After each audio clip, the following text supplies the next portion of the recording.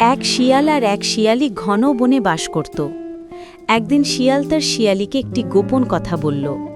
সে বারবার সাবধান করে দিল, এই কথা কেউ যেন জানতে না পারে। কিন্তু গোপন কথা রাখা খুব কঠিন কাজ, অনেকেই পারে না। প্রায় 1 বছর সেই কথা গোপনই রইল।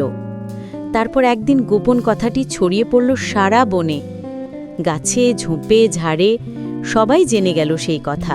শোন, শিয়ালিকে নিয়ে আস, আমার কাছে নিয়ে আস, আজ আমি তাকে মেরে ফেলবো।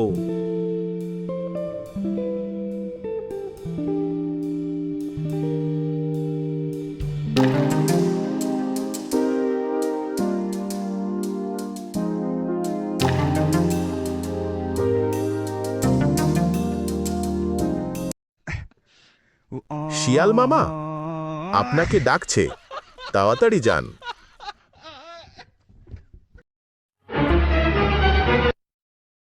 শিয়ালি, তুমি আমার কথা রক্ষা করতে পারলে না।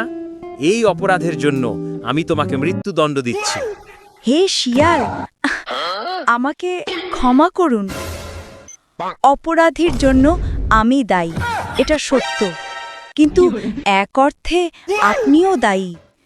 আপনি যদি নিজের কথা নিজেই গোপন রাখতে না পারেন, তাহলে আমার মতো সামান্য শিয়ালি কিভাবে রাখব? সমুদ্রের জল থামানো যায় না, তাহলে নদীর প্রবাহই বা কিভাবে থামবে?